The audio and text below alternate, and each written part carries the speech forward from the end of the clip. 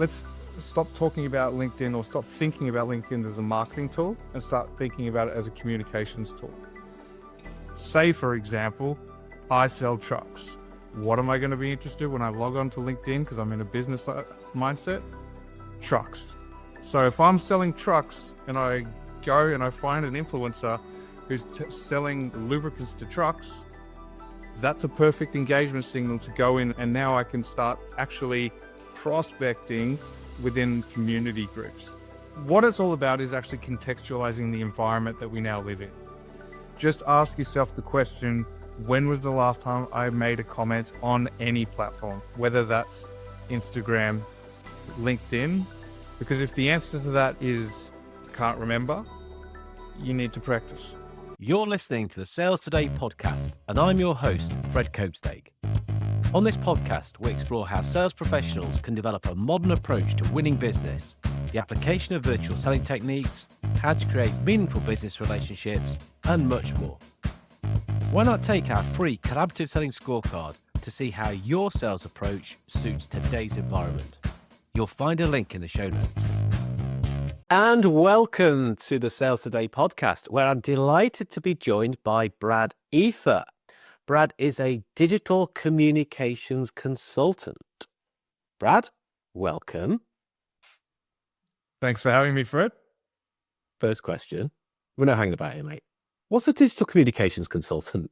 So, like many people hanging around on LinkedIn, you sort of come up with your own names. But my whole ethos is that the way that us as a society communicates in general has now changed. It's well and truly shifted from what's traditionally be called the Web 2.0 into a real ecosystem where people are communicating online, maybe even more than they're communicating face to face. That's changed the way that we do business. It's changed the way that we communicate with our family. And I try to contextualize that in the business context. Okay, so you're a LinkedIn trainer. That's one of my facets. Yeah. So I mean, if you listen to this, you can't see the video, mate. I was giggling while I was asking him that, because I know Brad is far from.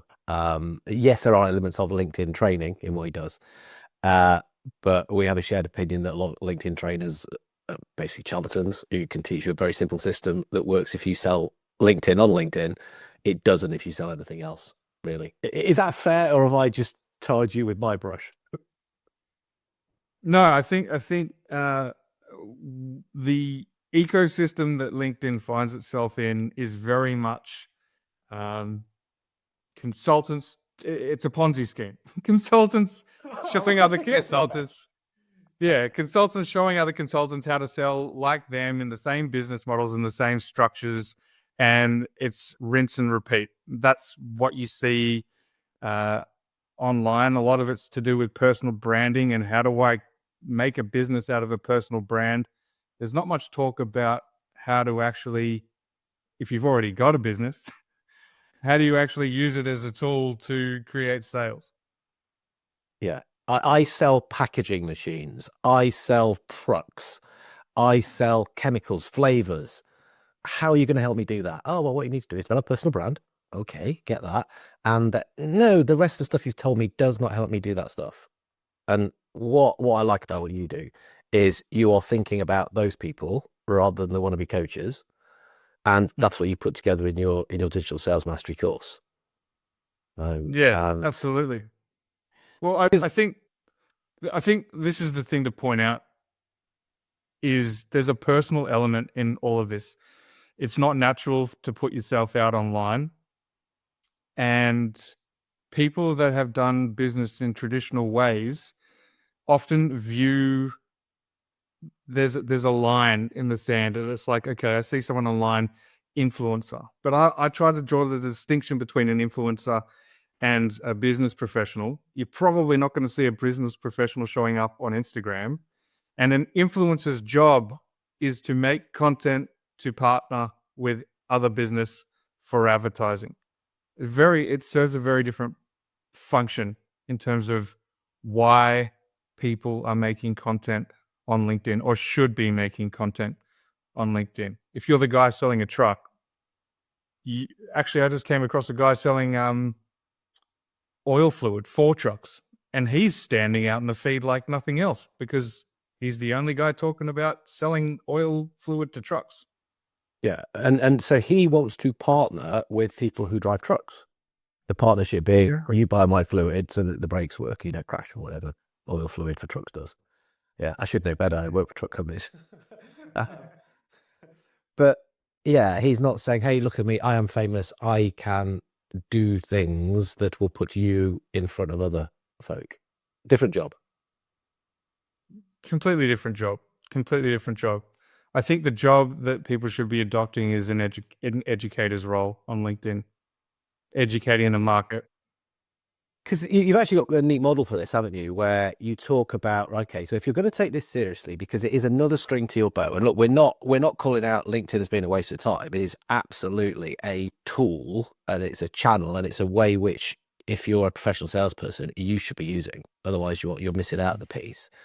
But you talk about who you're talking to, don't you? You talk about the triangle. You talk about the pyramid, which I think is quite helpful to get your head around the conversation we're having. So can you share the triangle pyramid with us? Yeah. So first, let's stop talking about LinkedIn, or stop thinking about LinkedIn as a marketing tool, and start thinking about it as a communications tool. When you start thinking about it like that, you need to segment your audience or your prospects not only by their geography or the industry that they're in, but how their online behaviors.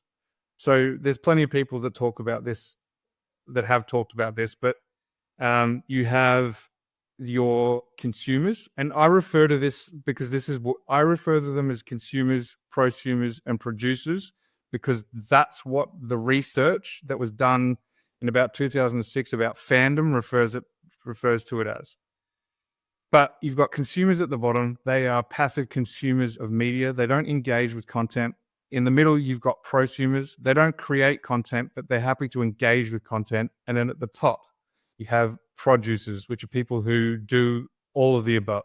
They create content, they engage in the content, and they might just be passively consuming. But what you need to understand is that it's actually an influence model. So if you're positioning yourself at the top, you have greater influence over the people at the bottom. And there's a whole networking sort of community aspect to this as well, which is not sort of relevant to it's sort of the next step to this. But what you need to understand is that those spheres of influence, they envision them as spheres of influence. You don't necessarily have access to the consumer group because they're just passive lurkers, but you do have access to the people who are influencing those spheres. Say, for example, I sell trucks. What am I going to be interested in when I log on to LinkedIn because I'm in a business mindset? Trucks. So if I'm selling trucks and I go and I find an influencer who's selling lubricants to trucks, that's a perfect engagement signal to go in and now I can start actually prospecting within community groups. And that's sort of the power of the framework, understanding where influence happens online and reverse engineering the situation. So instead of just being on LinkedIn, I can now show off in the groups that have influence over my ICP. So I'm new to this. I'm a consumer. I log into LinkedIn every now and again. I have a little scroll, a little look, but I don't do anything at all. What you're saying is like, just step up one into being the prosumer. So have a look at who's talking about stuff related to you.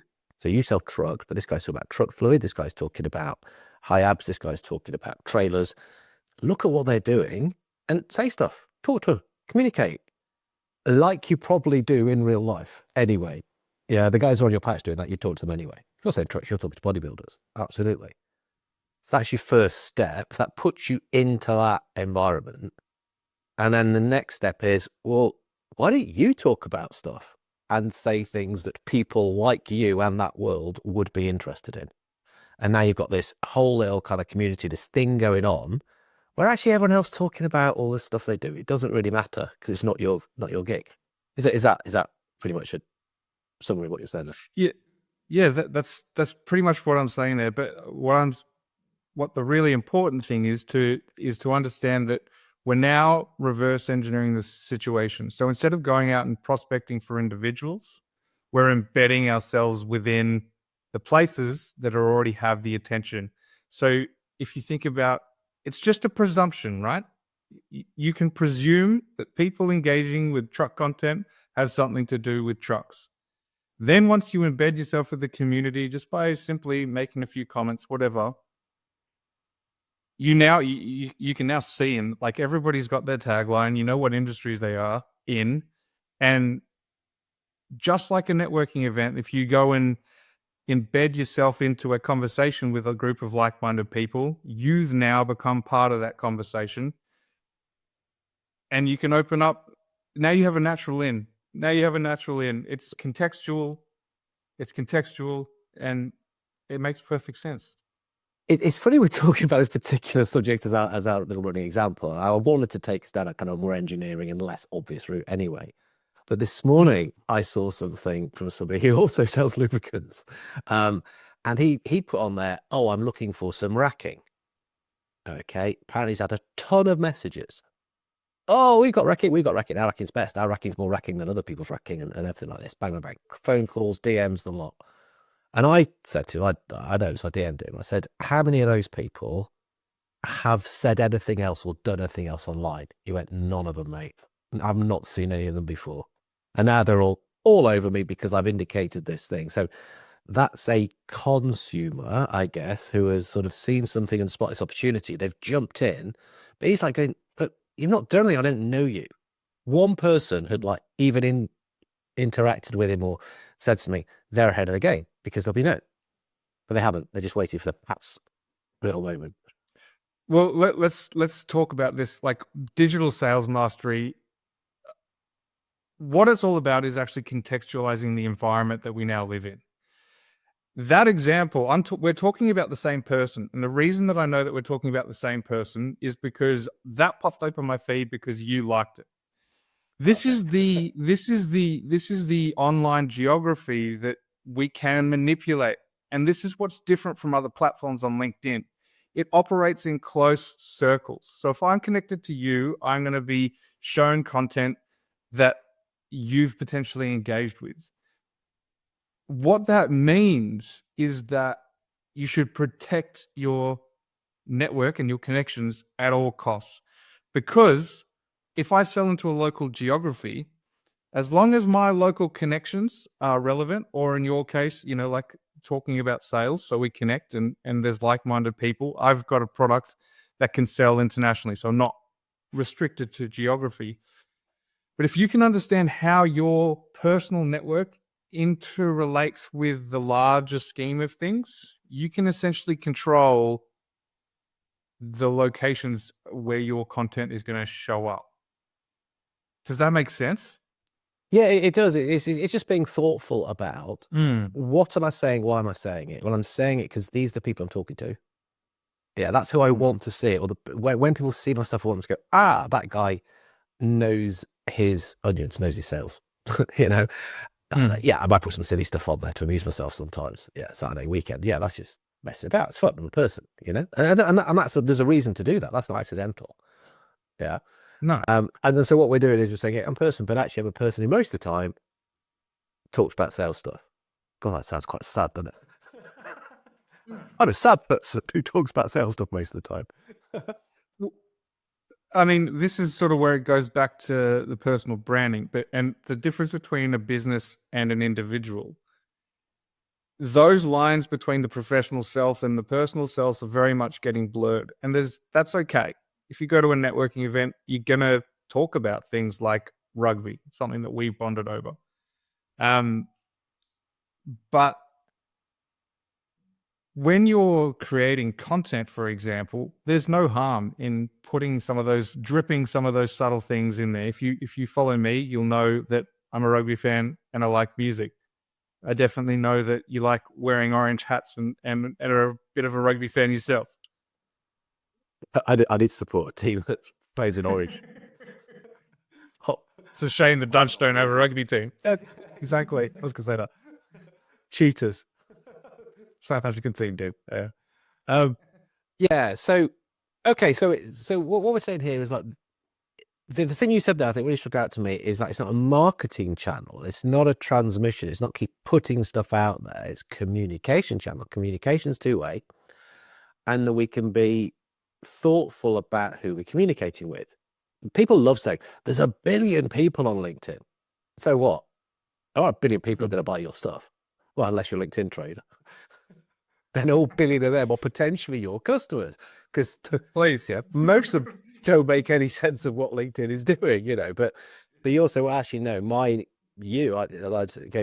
I'm not selling to 1 billion LinkedIn consumers. I'm selling to the LinkedIn people who are using this in a professional sales environment.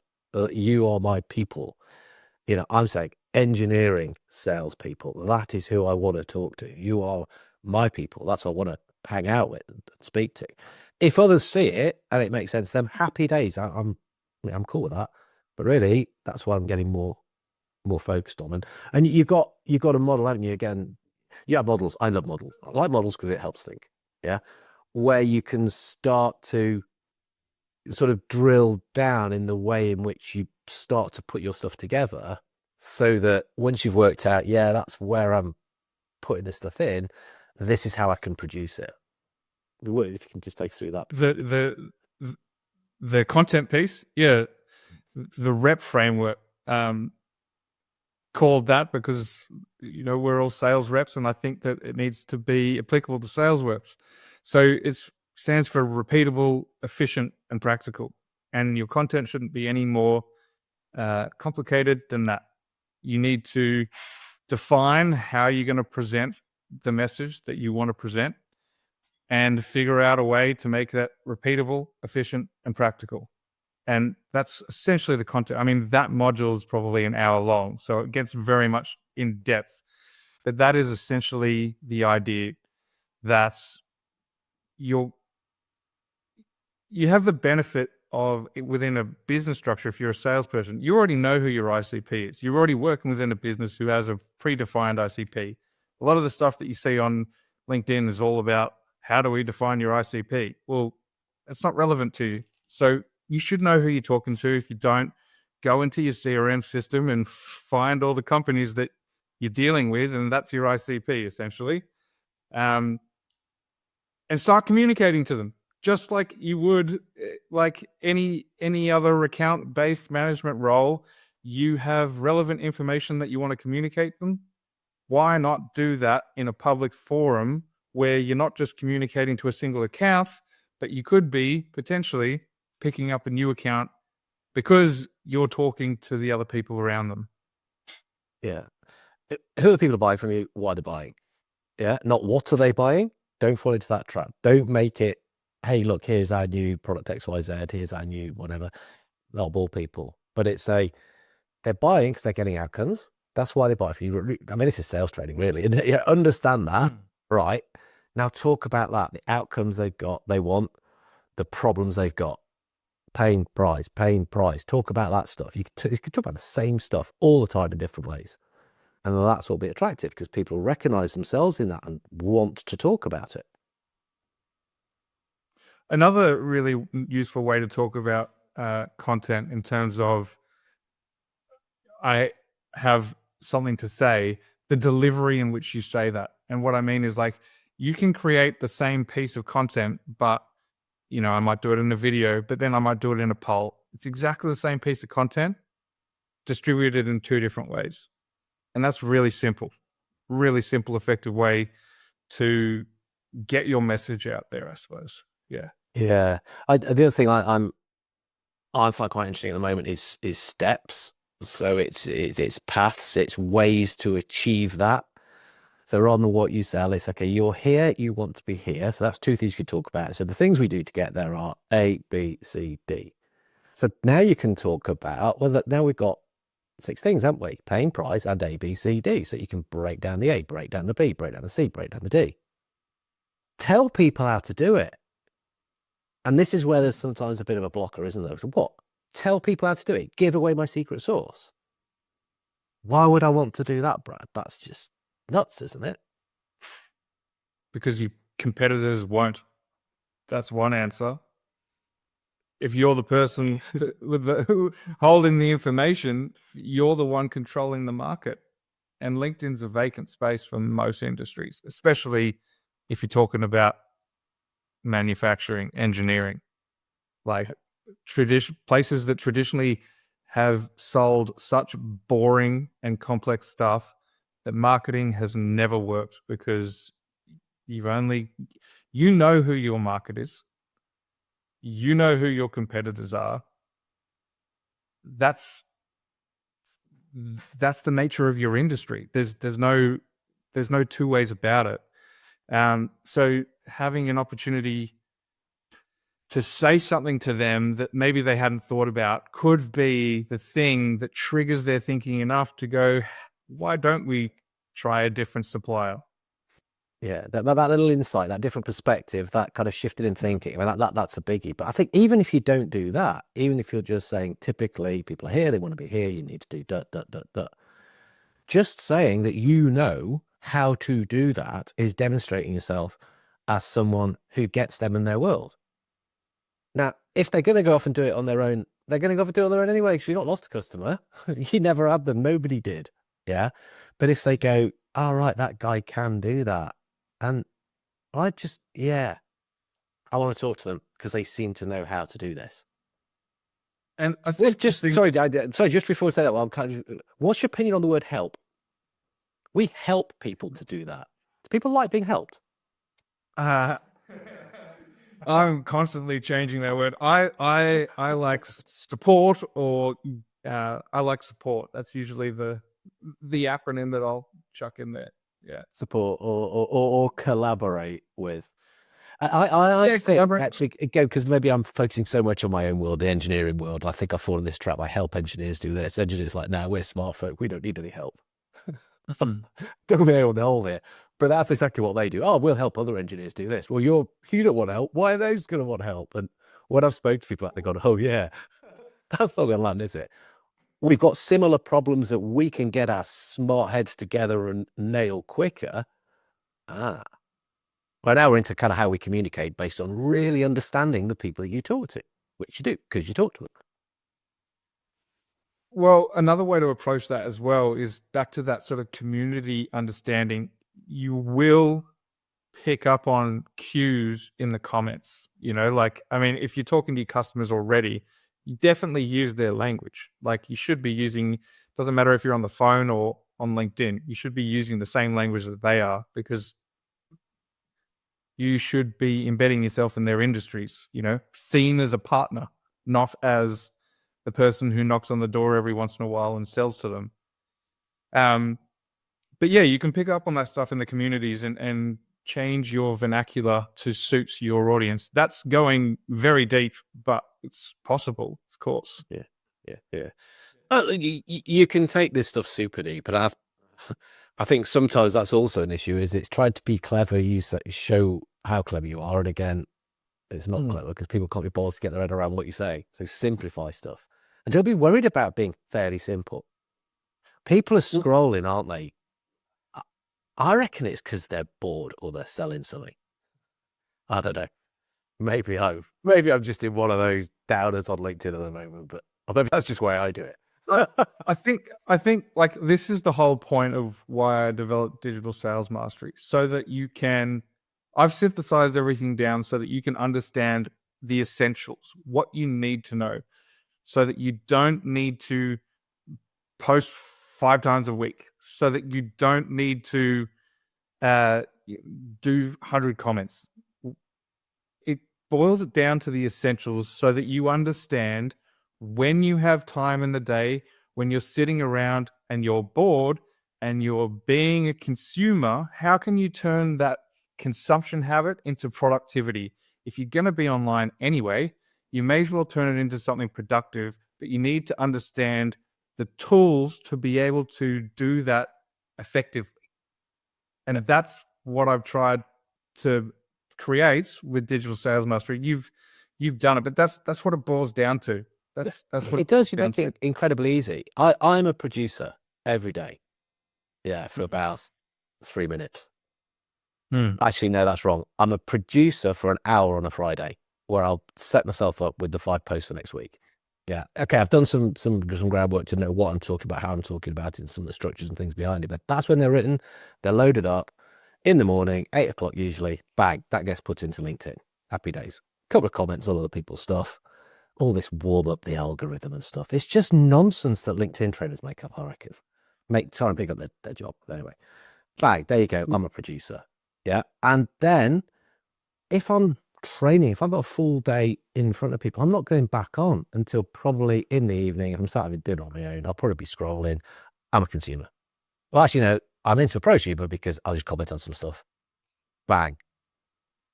Maybe an hour, but it's not an hour non-stop. I'm eating, drinking, and being merry. I just sat on my own. You've got a full day, and this is where I think the real power of communicating through a tool like LinkedIn is at. You no longer need to pick up the phone during work hours. You can meet your buyers where they are after hours. And when I say that, we've talked a lot about content today, but I'm not just talking about content. What you'll notice within the LinkedIn user face is it operates very much like an email system. If I comment on something, you will get a notification. That is communicating after hours. If you send a DM, that is communicating after hours. You allow people the time to consume what you want them to consume in their own time, and it's not an urgent platform. The same way that you would treat email as an urgent sort of or an important piece of information, LinkedIn is not like that. So the tone doesn't need to be so professional. It can be more personal because chances are they've just, finished feeding the kids. And that's where you're meeting them. You need to understand the context as well, right? And I think that's a different angle that you come at. Whereas the LinkedIn, I sounds like giving LinkedIn trainers a real kick in today, but I have to a degree. It's a get your leads, 10x the thing, find people, get into DMs, chat. This is how you open a conversation. Push, push, push. Like, it's like, we're not saying that, are we? We're saying, look, it's just another string to your bow. You've got another job where you're doing probably tons of different forms of outreach, maybe cold calling, maybe emailing, maybe running webinars, maybe going to events, maybe driving around, knocking on doors, literally, all those things. It's like, you just got something else that you can put there. The benefit of this is that worst case scenario, your profile is enhanced and people just know you a little bit better. So any of the other things work better. Could also mean that, yes, you get conversations going too. Well, I think the argument here is with the LinkedIn sales trainer, this is how you get conversations. I don't need to tell you how to do that. You're a salesperson. If you don't know how to open a conversation, you're not a salesperson. So it's understanding the context. You know how to start a conversation, but a salesperson at a networking event is going to put on their game face and go and make introductions. It applies to LinkedIn as well, but you need to understand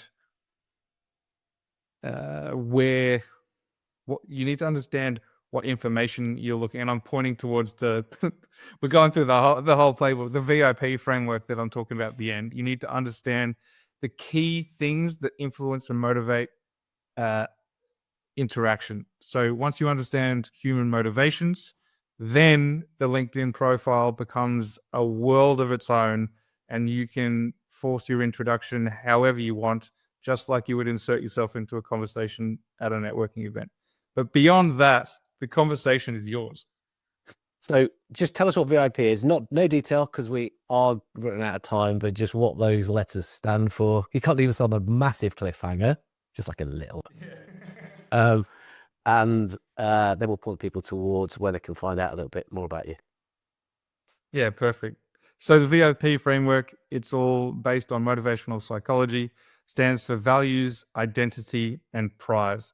The first two are conversational around what things you should be looking at in people's about sections and people's work experience so that you can identify where their values are, where their identity lives and their professional identity. And then prize is more to do with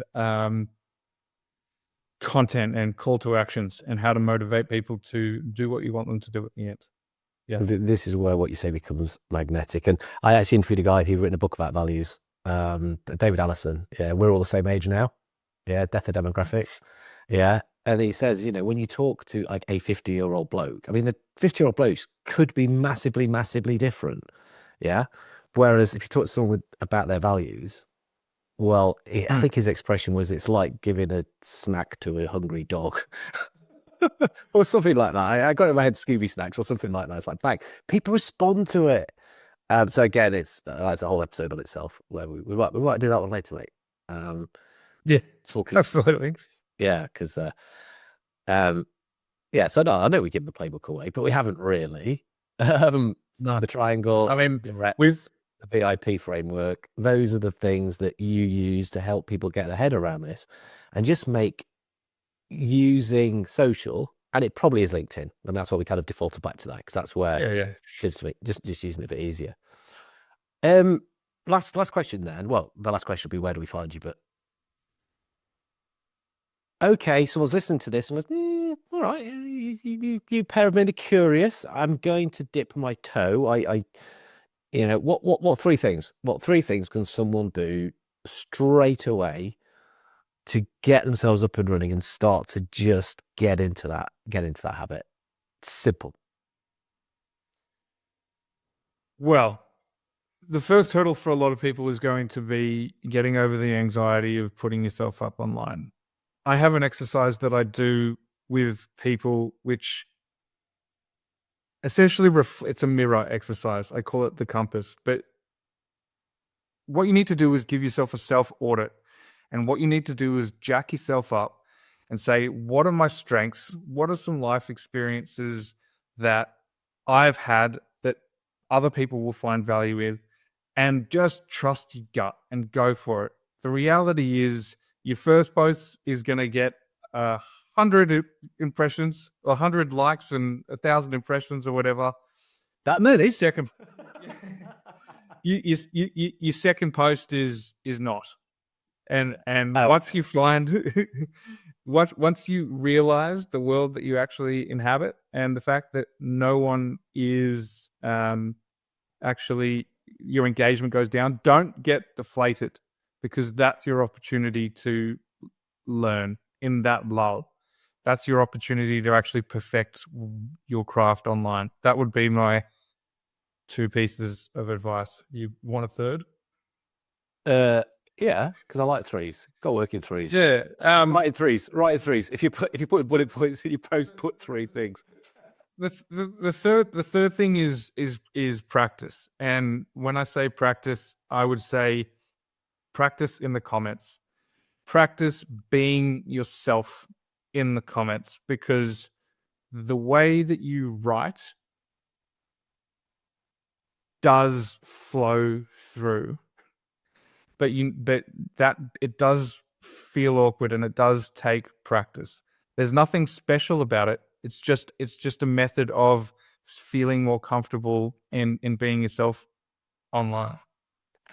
Actually, something you said there, practice. So writing more, doing more comments. And this isn't because then people will see you, which is the reason often given. It's like you actually just get better at expressing yourself. Yeah, so I love interviewing people like you, but of course, authors, because if they've thought about stuff, they're usually very, very good at expressing it. They can get their point across super fast.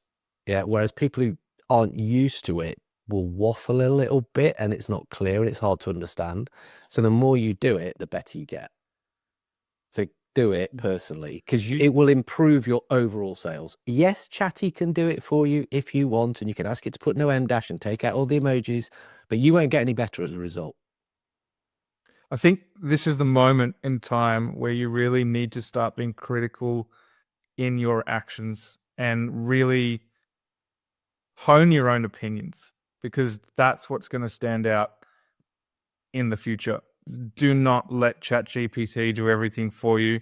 especially with something such low effort as a comment. Make it your own practice. You can't, I was just pointing to my guitar. You can't expect to pick up a guitar and be Jimi Hendrix overnight. And as something as simple as writing a comment or communicating online, it's the same thing. And for a lot of people out there that will be consumers, just ask yourself the question, when was the last time I made a comment on any platform, whether that's Facebook, Instagram, LinkedIn? Because if the answer to that is, I can't remember, you need to practice. Good. You need to practice. And have fun. Have fun doing it. Yeah. Yeah. Yes, we're saying it is part of your job. It is the thing you should be doing. But actually, you can have a bit of a giggle while you're at it, can't you? I do. I think the comments is where you should show your personality in true colors. And I don't shy away from who I am in the comments. Right, I got to have a giggle. Right. So, I mean, it's a bit of a silly question. Where can people find you? You can find me on LinkedIn. So Brad Eather. It's Brad-Eather if you want to chuck it in the URL. And my website, which is www.tomorrowcommunications.com. And that's where you can find out more information about digital sales mastery. Yeah. Awesome. We will pop those into the show notes so they're easy enough for people to click straight on. And if you do connect on LinkedIn, make sure you connect, don't just follow, connect. Say you'd heard us chatting on here. That's good, and that'll open up a conversation. So awesome, mate. Thank you for coming on and sharing. Good conversation. I think we kept ourselves reasonably in check. Reasonably. I think so. But yeah, no, take care. And thank you so much for doing it. Thanks for having me, Fred. Thank you for listening to the Sales Today podcast with me, your host, Fred Copestake. I hope you've enjoyed what you heard today. If you did, please get in touch and hit subscribe. And remember, you can take the Collaborative Selling Scorecard for free to check out how your sales approach works in today's environment. You'll find it in the show notes.